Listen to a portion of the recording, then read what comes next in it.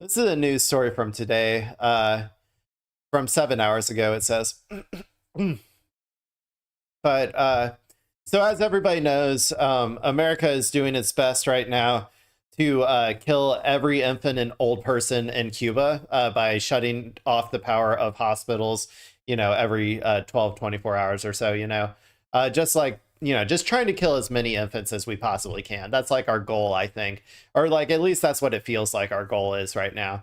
But apparently, I don't really know why this is happening. Maybe this video will give us a little more insight, but apparently America is allowing, or they're just doing it and we're not stopping them. I don't know, but allowing a tanker of Russian oil into Cuba, which is good. That is great. We will, I'm sure dozens of infants will be saved. Dozens of elderly people will not have to die a horrifying death in the dark because of this.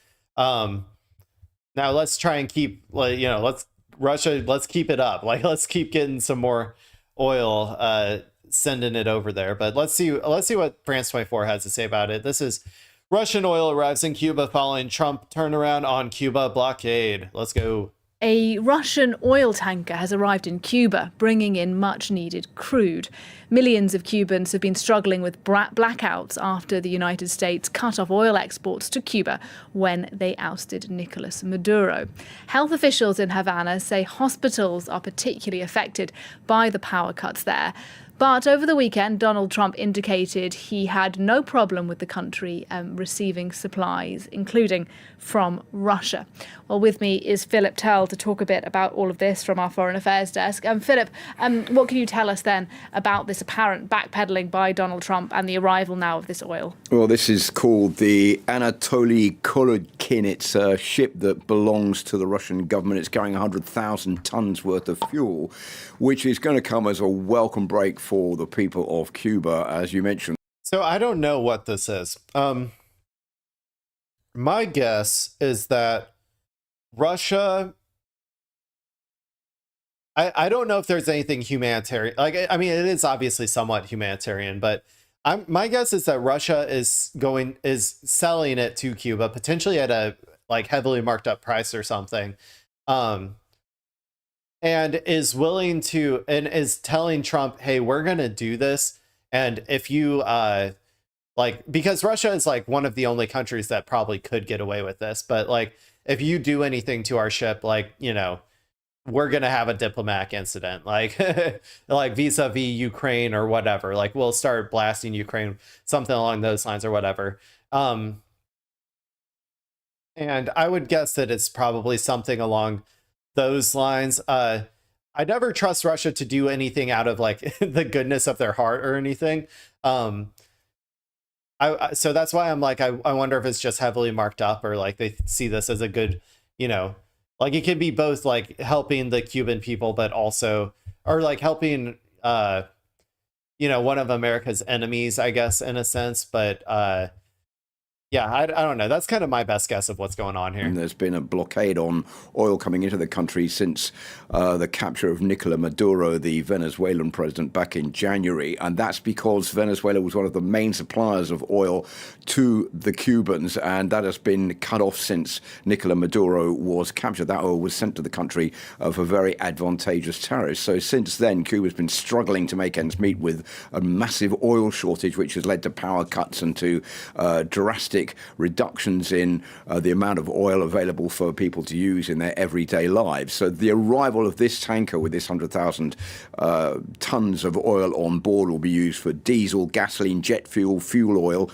which is used to power many Cuban power plants. It's going to take time to refine much of it, but it's going to be used, I think, pretty quickly, and will be a welcome break for all the Cubans. Now, this is quite a reversal for Donald Trump.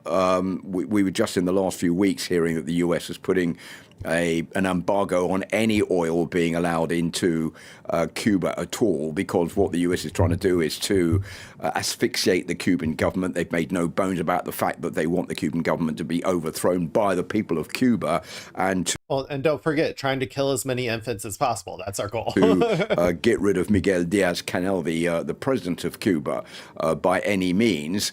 I think basically because Marco Rubio, who is of Cuban origin, the U.S. Secretary of State, would like to see a change of government while he is still Secretary of State under Donald Trump, he's a demon. with a view to himself running for president of the United States evil next person. time round. This would be a huge bonus for him to get rid of the communist regime, which has been in power since 1959. So that was why there was this big oil embargo, to weaken the regime, to make people rise up. Sounds exactly what Donald Trump was saying about the situation in Iran. So we've seen this U-turn where he's now allowing in this Russian ship of oil to alleviate the suffering, as Donald Trump says, to many of the people in Cuba. And help us. Sorry, one time. I don't think that he's doing it to alleviate the suffering. I don't think that he's really, if I had to guess, Donald Trump just doesn't really have much of a choice in this matter. I said before, like, I kind of jokingly, but I said, China, send oil to Cuba now. Like, America is too bogged down. Like, that was what I used to say, you know, back whenever we first started going to war with Iran. I was saying it jokingly, but I was also saying it truthfully, and that we moved a lot of our military assets from around Cuba to the Middle East as we decided to go to war with Iran. There are only so many, like, theaters of war that we can contend with and all of that sort of stuff. Now, I don't necessarily think that, like, we couldn't have stopped the Russian tanker from getting in if we wanted to. I'm sure that whatever ships are still stationed there could have stopped the Russian tanker and seized the oil or seized the tanker itself or whatever. However, because it's Russia, and this is why I said China do it, because it's Russia, it would be such a diplomatic incident, and there could be second, third order consequences to that. For instance, for Ukraine, or like if China did it, right? Like if China did this exact same thing, send oil to Cuba, and then America seized that tanker, China would be like, okay, well then you're not getting any more chips or whatever, you know, or we're going to, you know, like we'll seize various American assets, or, you know, we'll actually tariff you 100% on all of our little Chinese trinkets that we send over to your country that you can't get enough of or whatever, right? Like, there are so many more cards for them to play as other, like, global superpowers, that I was like, I think that because we're at war with Iran, there wouldn't be the appetite to start another diplomatic row that could cause more economic pain or more military pain for Ukraine or whatever, but like more economic pain for America. So I kind of bet that that's kind of what's going on here. Let's understand, Philip, why this decision has been taken now. Well, that's the interesting thing, Nadia. To be honest with you, nobody really knows. But if you scratch the surface, you can understand, I think, where this is coming from. Donald Trump has been saying, well, I don't have a problem with a ship going in there. The situation is so difficult for the Cubans. Just one shipload of oil is not going to change anything. And for the Russians, it's not going to change anything either, for Vladimir Putin sending in one ship of oil. I think there are a couple of reasons. First of all, it's no secret that Donald Trump admires Vladimir Putin. Even the name of the operation that he's undertaking in Iran right now, called the military operation. I don't disagree that he admires him, but this is some Euro trash thinking. Like, this is some we hate Donald Trump because he is facilitating, like, he wants Russia to take over all of Ukraine sort of stuff. Like, I mean, I don't know. I think he kind of admires him, but also I think he is kind of pissed at him for not just going along with his whims for, like, winding down the war. Reminds one of the special military operation that Vladimir Putin is calling the so-called war in Ukraine, and Sound also familiar, the Americans? fact that Donald Trump is threatening to launch bombing raids on power installations in Iran is a bit like the threat and the carrying out of installation bombing in Ukraine by the Russians. So what we're seeing here is him allowing Russian oil into Cuba.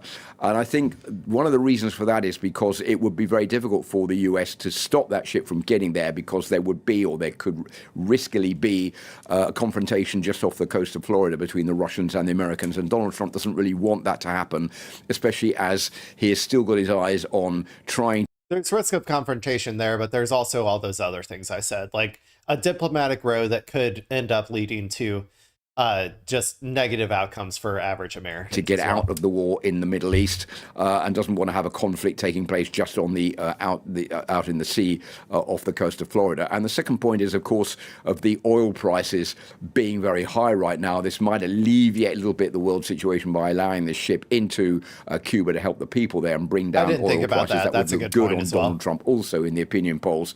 So I think those may be some of the reasons why this is taking place. But the bottom line is there's a big contradiction going on all the time about what Donald Trump is doing, where he's going, what he's saying, what he's going to do. And this is just another example with Donald Trump saying, well, Cuba is next, by the way, meaning that once he's finished with the war in Iran, he intends to get rid of the regime in Cuba. But too bad the war in Iran is going to go on for the next decade or so, right?